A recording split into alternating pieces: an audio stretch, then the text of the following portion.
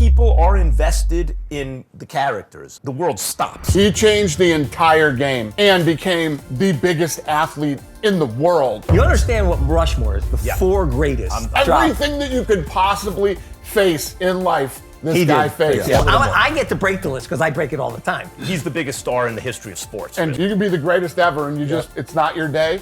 50 times it was Floyd's day.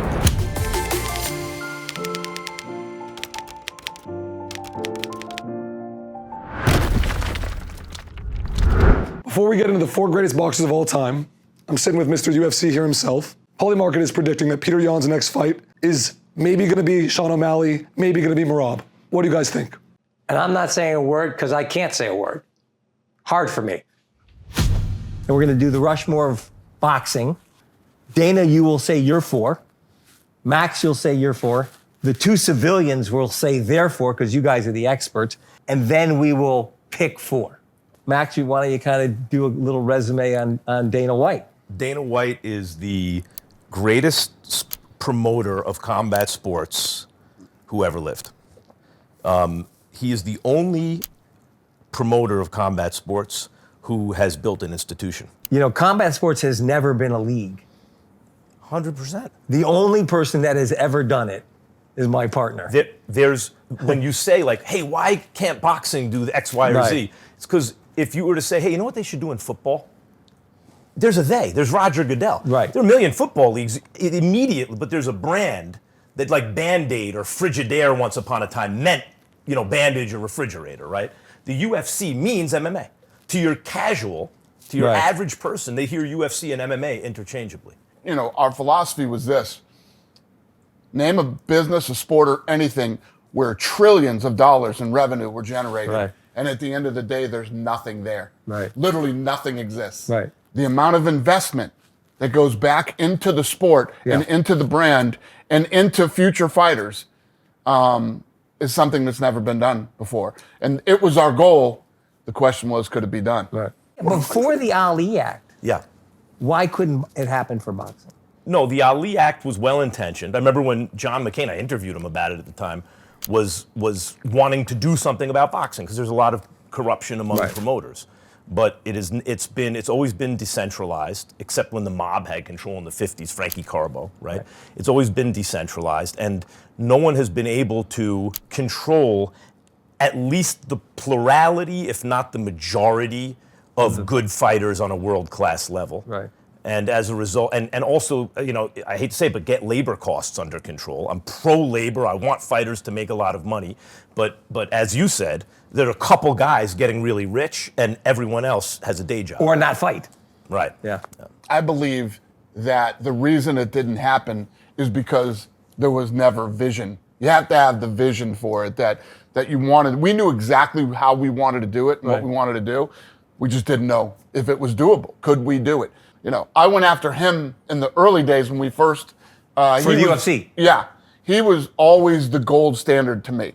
And back then in the sport of boxing, everything was old. I felt like everything was old. Everything was the same. Nothing ever changed. He was a young guy in the sport that was incredibly knowledgeable. And much like Joe Rogan, I don't like talking heads. I like guys that when they speak about something, you can tell how passionate they really are about the sport. And that was what boxing was for him. He was knowledgeable. I agreed with almost everything that he would say about boxing, and you could just tell that he loved the sport. Max, when you were growing up, who were the announcers that you said, wow, man, I want to be like him? Howard Cosell was the guy. But actually, growing up watching Larry Merchant, I always I appreciated what Larry Merchant did on HBO because he would tell the story of the fight. You know, he's not just calling lefts and rights. He's telling this, he's putting it in context and telling a story. And the thing that one of the reasons the UFC I think has done so well is people care about the characters. Yeah. They're invested emotionally. Dana's done a great job there. He's told their stories and let them tell their stories. Yeah. And no one, you know, why do you think Jake Paul and Mike Tyson do a number? Because at least these are two characters and everyone knows their story. Once you do that, they're gonna fight? Yeah. Amazing. Yeah. Dana, Max. So, like I said, you know, I thought so highly of him in the boxing world, and I'm the exact opposite. I looked at HBO as the gold standard. I couldn't stand any of the commentary or any of that. Then when he came in, I completely flipped, and I loved Kellerman, and I knew when I got into the UFC, I wanted the best of the best to all be, a part of the production. And I went after him pretty hard for a while. And did you know anything about the UFC? Kind of the understanding of all the different. I was watching the UFC from the first one because if I like to know who wins in a fight. Yeah. Like UFC and boxing are the same in the sense that the reason people are more compelled by fighting is because it is the literal imposition of one man's will on another. If Agassi can't return Sampras's serve, Sampras has metaphorically imposed his will on Agassi. The ball is a surrogate for his will, right? But if Lennox Lewis hits Mike Tyson with a right hand, or if Tito Ortiz and whoever, right? Tyson goes down, his brain tells his legs, get up. Can't do it. Legs can't. He has literally been severed from his own will. Or even worse, you can beat the fight out of someone, right? They don't want it anymore. Yeah. That is just more compelling. So when I hear even before Dana was involved in the UFC, right? Like this is UFC. Who were the announcers when UFC first started? So it was Blatnick. They were all the guys. The original guys weren't there when we bought it, but I went in and ripped the entire production apart, in-house, live, on television. The whole deal. Changed the rules, by the way. He was the guy that I really wanted. He changed the rules to make it better. So early on, it's who wins, the karate guy or the kung fu guy, the jiu-jitsu guy or the wrestler. The answer was Brazilian jiu-jitsu beats everything. And then from there, American wrestlers realized if we stay out of submission holds and we hit them back, and ground and pound formed and all this. But that was high concept in the beginning. What Dana did is incredible because once the high concept part is gone, it's quasi-legal, as I said. Most of the fight takes place on the ground. Very little is going on to the untrained eye. How do you turn that into a monster, right? He came in, just changed the rules. All right, guys, if you're down there too long, you got to stand up. He ran toward regulation. Right. Instead of fighting it, okay, come regulate us. Let's make we now can have fights in all these different cities and be on TV and stuff, right? And when people were making and the where was argument, pay-per-view at the time? What's that? Was pay-per-view at boxing? It was pay-per-view. But was pay-per-view boxing a big deal at the time still? Yeah. And UFC was on pay-per-view. I know. And the first few did really well. But who were the big boxing? But it rivaled boxing events at that time. Even like in 94, 95 or something? Yeah. The original. I mean, when the first UFC came out, I remember everybody, I was in the boxing world, and everybody was talking about it. Nobody believed that this was real and this was going to happen. There's no rules. There's no this, And that type of stuff is what you would call viral today. Right. But it was all word of mouth. And people were passing around tapes. Yeah. I remember. Well, we had, at this boxing gym that I trained at back then, everybody was talking about it, and everybody went to the trainer's house that night, and he had it on pay-per-view, and we watched it. Wow. Yeah, it was like, it was what you would call viral today. And the first, wasn't the first, but it was one of the early fights I did for HBO pay-per-view. It was De La Hoya and Mayweather. Is that where you started HBO? No, I started for Mayweather Gaddy, actually, was my first. But De La Hoya Mayweather, the guys were ripping UFC. And I stood up for it because, besides me liking it, it would only help. Why? Dana's creating this whole new generation of fans that boxing hasn't touched yet, right? Why not say, you like fighting? There's some fighting over here too. Maybe you'll like this. They were so backward about it. It's as though you're saying, well, if you like football, you can't also like basketball. But that's very boxing. That's the way boxing was. The funny thing about boxing, when we went to Allegiant here and just had the boxing match here, you realize the love for the sport. The ingrained 60 years of boxing love in that arena, you saw it. That's why I think it has the shot of making it bigger than 70,000 people. It was nuts. Human beings, our brains are wired to understand the world through stories. Yeah. Stories are only as interesting as their characters. Where do they come from? What makes them tick? What do they want? How big is the obstacle in front of them? What's on the other side of the obstacle, right? And the UFC, Dana largely allowed the fighters to tell their own stories, didn't put the handcuffs on them, didn't muzzle them, and then also put his promotional machine behind getting their stories out there. And so people are invested in their characters. When people are invested in the characters, boxing, the world stops when there's a fight. Yep. Well, If I Ali's fighting Frazier, remember world the stops. following. And the other thing is, what I think is great about the UFC is, I know it's on Saturday night. I remember we talked about this. It used to be Friday night fights. I mean, I knew I could chime in Friday night. It was going to be a boxing match. It was going to happen. That doesn't, you don't know when it's going to happen. If you can create a schedule, I think then people will show Sunday up. you watch football. Exactly. Saturday, college football. Yeah, if that happens. All right, we're going to do our lists. All right, Dana, you're starting. My 4, and let me sort of explain myself too. I look at things from a different perspective than most people here we do go. because Here we go. I look at the business side of it too. Okay, You so know, you're going to put so your criteria is also the business Always side. been that way in boxing. Always been that way. So Muhammad Ali Yeah.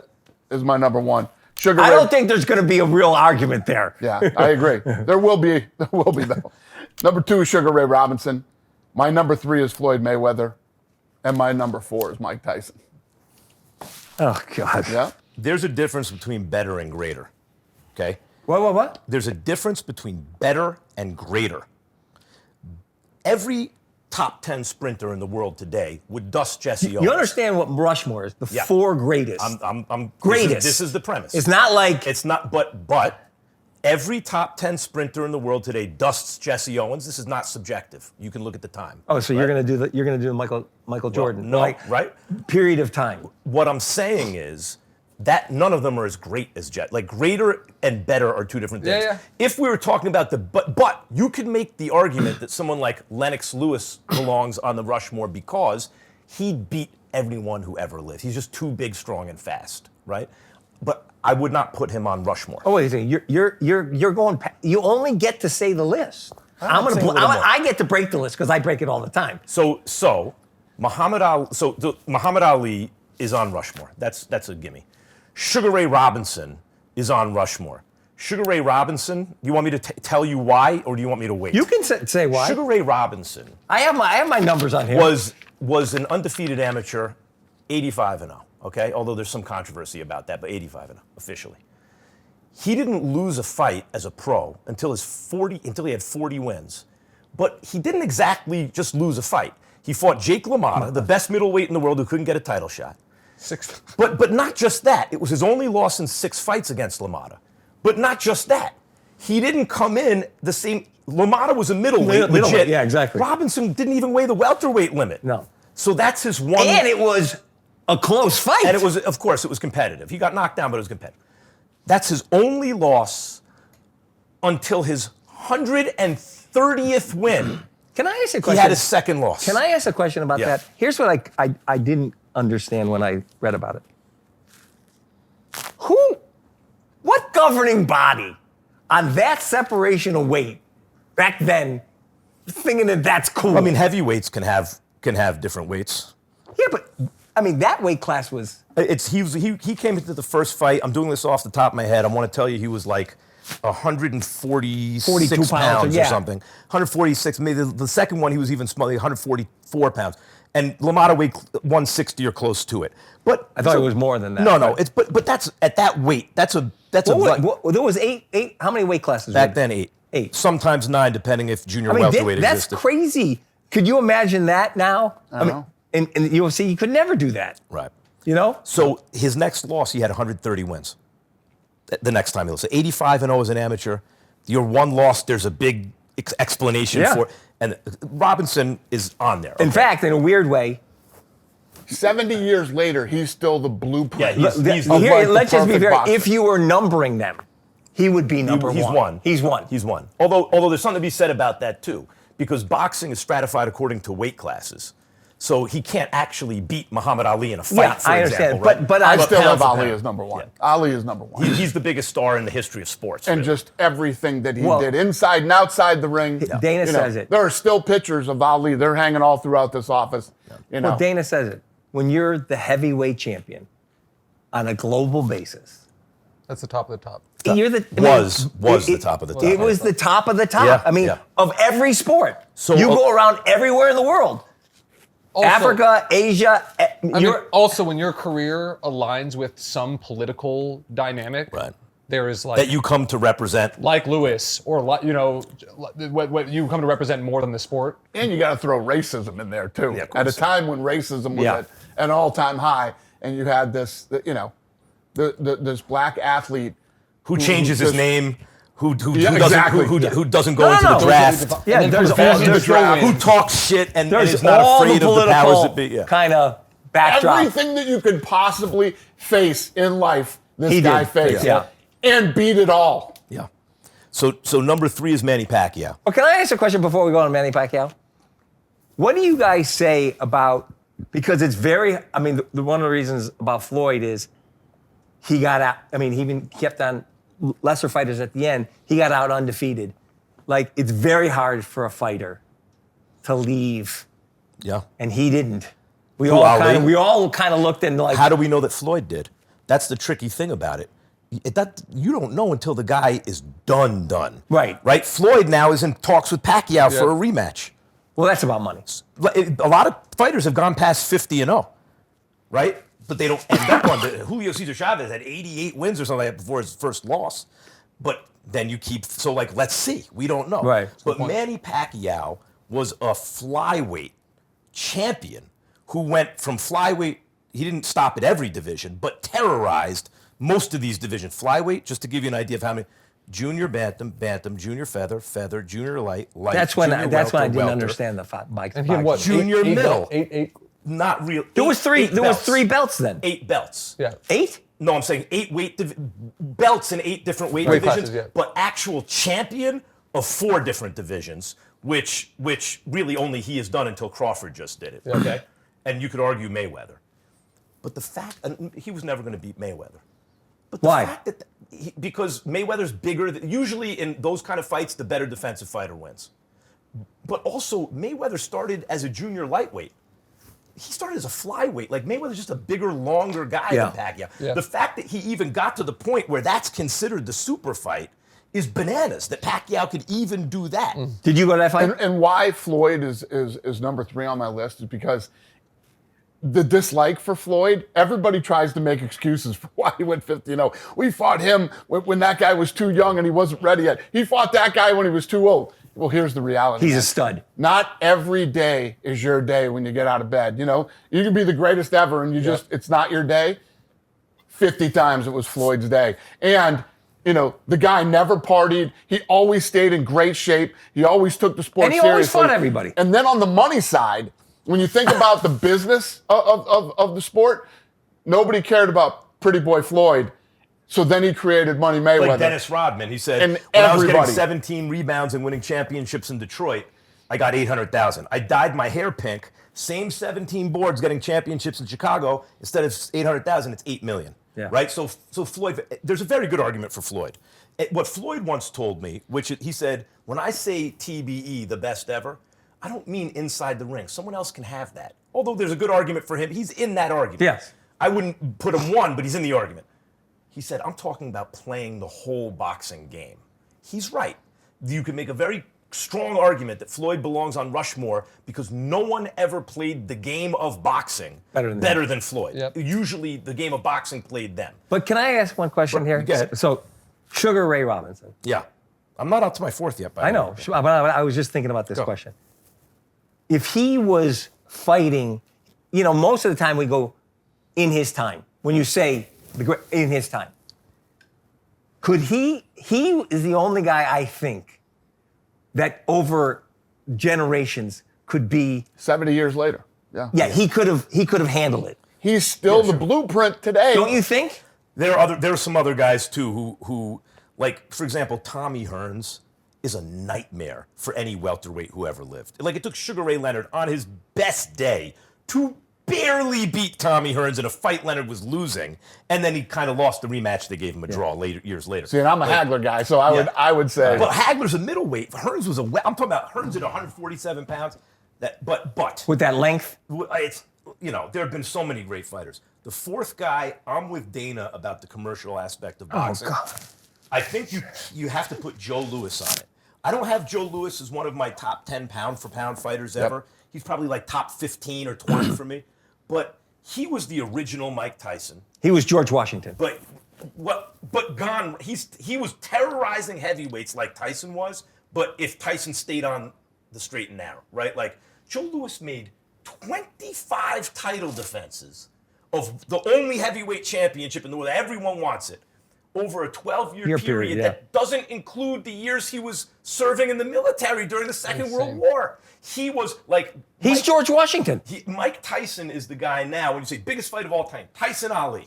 But for most of the 20 or second half of the 20th century, it was Ali or Joe Louis. Tyson, there's a little recency bias because Jack Dempsey in his day was as big as Mike Tyson in his. Jack Dempsey popularized... Dempsey was the most popular. But you're just saying it because of... At the time, he was knocking, but he was knocking guys out that were middle of the pack. If you look at how big boxing got through, the Ali era, when Ali fought, Frazier and all the big fights, then you have this massive dip in the sport. And then he comes on. Until Mike Tyson shows up. And then he revised, we were just talking to Pat McAfee, he revised pay-per-view. Because everybody started buying pay-per-view because Tyson was killing people. He changed the entire game and became, arguably the biggest athlete in the world. Not to mention the fact that he inspired tons of young people, including myself, to be in the fight. What you're hearing from Dana is I don't put Tyson on Rushmore. And I don't think he's one of probably the 10 greatest heavyweight champions of all time. However, for his era, like how dominant he was. However, what Dana is reflecting, which is a real thing, is he's emotionally, he's the heavyweight champion of his era. Doesn't matter if Lennox Lewis beat him, Evander Holyfield beat him, Buster Douglas. It doesn't matter because I remember being in an airport coming back from the Lewis-Tyson fight where Lewis almost killed him. Overhearing someone, yo, you think Tyson can win a rematch? People couldn't believe. I know. So like he has an emotional grip on people. So true. Can you imagine Mike Tyson. If he lived in an era at the time he was fighting with social media and those knockouts? I mean, people's minds would have been blown. Tyson's problem was he was so devastating. People forget now. They couldn't make a really big fight with him. Yeah. Buster Douglas was in Japan because no one wanted to pay for tickets in the U.S. It was going to take 90 seconds. Yeah. Boxing fans were like, I'm not paying all this money to watch a 90-second fight. Mike Tyson, during his reign, you had Muhammad Ali. Did you know him during his reign? Who was, no, not like I know him now. Yeah. Who was lovable. Ali was lovable and funny, and Tyson was the first real guy that scared the shit out of everybody. And I'm not just talking about the opponents that he was fighting. I mean, if you were in the stands at the Tyson fight, his walkout was scary. His presentation. Black he put trunks, exactly, no robe, no exactly. socks. And the music that he would choose to walk out to. I mean, he became the poster boy for fear. But it's what you're saying. Like when you said Hagler, right? Mm-hmm. Hagler Hearns. Yep. There's something about boxing. When you get to the highest level, there's so much at stake that ding, ding, round one, you spent all this money on the fight. And you see two guys, they feel each other out because there's a lot at stake. They don't want to make a mistake with that much riding on it, right? There's something that guys like Dana, who reflects a lot of fight fans, appreciate in their core, in their soul. The reason people remember Hagler Hearns, there have been better fights than Hagler Hearns. That was a pretty damn good fight. It was this. Ding, ding, round one. They didn't waste anyone's time. They just kept on. They went to kill each other. And that's what Mike Tyson brought to that people appreciate like that. Ding, ding, round one. He is not playing around. He is coming to get you. And that people remember that. It affects them differently. Like you're never going to be able to tell Dana or anyone who lived through that era that Tyson shouldn't be on Rushmore. It doesn't matter what we say. He's never going to buy it. Right. Well, you got to look at two. I agree. Tell me I just got another off the phone with athlete Pat. He's like, he hung up on me. Yeah, right. Tell me another athlete ever that when that guy walks into a room full of people, the whole place goes, holy shit. Yeah. Mike Tyson's here, especially then. And it's carried. Mike Tyson still, you just talked about the Paul Tyson fight. Yeah. Paul didn't pull those numbers. Tyson Tyson did. I mean, No question. when you look at He's almost 60, and people are like, "Do you think he can Exactly. win a fight?" Yep. Come on, he could guys. barely get into the ring that And night. the other great thing about Mike is his second act. Oh, Because incredible. who would think that Mike would still be? Mike Incredible. would tell you he shouldn't be alive right now. Who would have guessed 20 years ago Mike would even be alive? And he's not only alive, he's like this lovable. No, he's thriving. He's thriving. Thriving. And he's not lovable in the way George Foreman was, where you get the sense that he's selling you something. He's just being himself. 100%. I mean, the grill was great, though. Jordan, listen, I'm not going to say that. The grill was great. I love George. Love George. I mean, one of the best But grills. he's another one that was looked at. People feared him, and he was. But nobody has ever feared a fighter the way they feared Tyson. Mike I Tyson think it's is also different. very, very hard to separate boxing more than any sport because the rules have changed, the rounds have changed, the classes have changed. It is gloves. harder to separate. Gloves have changed. It's harder to separate our emotional tie to the lore of a figure than it is in any other sport. You can make the same argument about Jordan now or Braun or that But I agree with what you're saying about Dana and Mike and Tyson, which is like you kind of, because of the lack of standard, there is part of it that's whether it's what they did for the box office or what they did for just the emotions, because you're right, Tyson still walks into any room with Jordan, with anybody, and you're still kind of looking at Tyson. I give you an example. Here's the other guy who should be on Rushmore, but no one's made the argument. It's Henry Armstrong. Henry Armstrong, during the Great Depression, right? I mean, the round. I think it was the rounds never ended. Armstrong. Well, no. He fought in 15-round era, but because it's 1930s already. But Armstrong's managers got together. No one cares about anyone except this young heavyweight, Joe Louis. How do we get people to spend money and pay attention to us? I know. We'll win all the titles. When I say all the titles, I don't mean in a weight division. There's only one. He won the featherweight, lightweight, and welterweight championships and got a draw at middleweight in a fight most people thought he won at a time where there were only 8 divisions and 1 championship in each division. So, the reason you have to give up a title when you leave the weight class is called the Henry Armstrong rule. Because is that true? I He didn't know held that. them all at the same time. Isn't that- there's this great- He held almost 50% of the titles Where in was he boxing from? at once. I don't know anything St. about him. Louis. He's from St. Louis. But Henry Armstrong should be on that list. However, to the point that Dana is really making about box office, it is hard to put Henry Armstrong on that He list. could beat George Washington.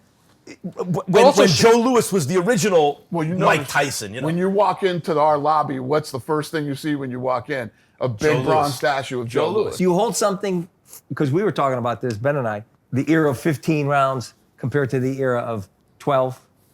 I mean, It's Darwinian in the sense that 15 fight- rounds, those last 3 rounds. And those guys back then fought regularly. No, They didn't fight once every 3 years. Every month and a half. And they fought in horsehair gloves. But it's Yeah. the fighters who succeed in a given era. Darwinism is tautological. Whoever's best adapted to the environment passes on their right.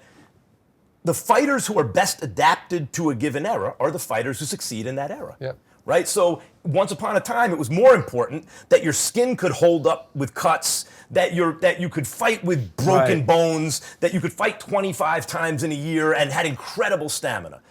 But nowadays, that's not as important. Nowadays, what's important is that you can intensely focus for 12 3-minute rounds and stay out of harm's way, et cetera. Right. So it's hard to say, are we talking about whose skills translates over the most? There's different only one eras? guy.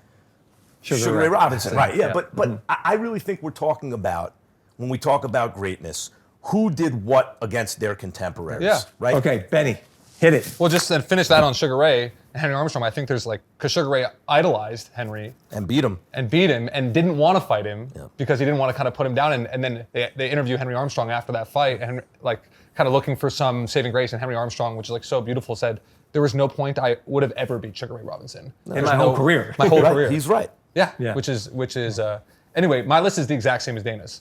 Ali, Sugar Ray, Floyd, and Tyson. And Tyson for me, for similar but also different reasons. I think from 86 to 88, the gnarliest boxer ever, period.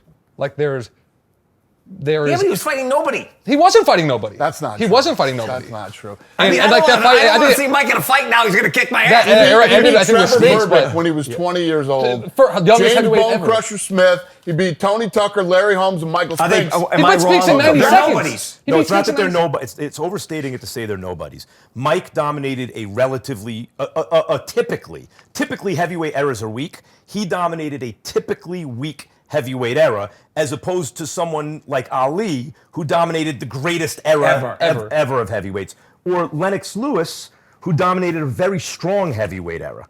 You know, like he really did. That's true. But he did not capture people's imaginations like Mike Tyson. Okay, I'm going to give you mine. Let's hear it. Okay. Muhammad Ali. Is this in order? Number one is Ali? No. Okay. No. Sugar Ray Robinson. You got to give Floyd because of the 50, I think. Okay. Now, here's my problem. So, Hagler was 62 and 2-2. no, 62, 3-2. Well, after Leonard, yeah. Yeah. He beat a lot of very love good that. middleweights, and he beat some great lighter division fighters who moved up to Okay. middleweight. Yeah. And then His KO ratio was 75%. said, I think he had 52 knockouts. I mean, he was incredible. Incredible. And then, you have what I think is George Washington, Joe Louis. But I'm going to go with Hagler. Hagler over Lewis. Yeah. I just thought, he fought everybody. He wasn't scared of anybody. And Hagler was my honorable mention on here. In my opinion, when you're looking at, the post now, they were just monster fights. Pure violence. And he's another guy like Sugar Ray Robinson. He could go over many Yeah, periods of he time. could fight in any era. Any era. And that's why I have him now as on Hagler's best wins actually are fights that most people haven't seen. He went into Philly when he couldn't get a title shot and fought all these killer Philadelphia middleweights, Bobby that nobody Watts, Earl Cyclone, Willie the Worm Monroe, Earl Cyclone Hardy fought Sugar Ray Seals. Great fighters. Who was a very good. Benny Briscoe was arguably great. And he lost to some of them first. That's where the losses come from. And the draws. And then he came Only back 3 and losses, beat them. 2 ties. And then he came back and beat them. And then he came back when he had 3 fights and knocked them out. So he came up in the school of hard knocks. But here's the thing about Hagler. Hagler dominated the middleweight division. When you're talking about comparing someone to the history of boxing, there are guys who did similar things in their division and then also moved up 2-3 weight classes and beat bigger, better fighters. he didn't do that. Hagler never did that. And I think what everyone, the Tyson guys especially, are suffering from is a recency bias. Because the way you think about Mike Tyson is the way people used to think about Jack Dempsey.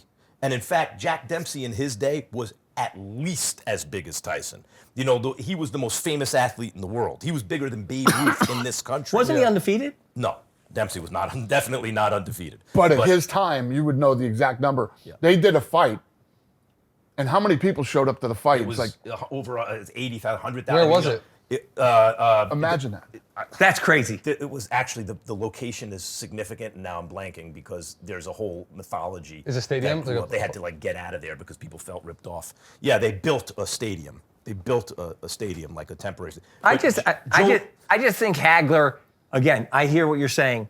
He fought when he fought, he could fight now, and he would destroy people.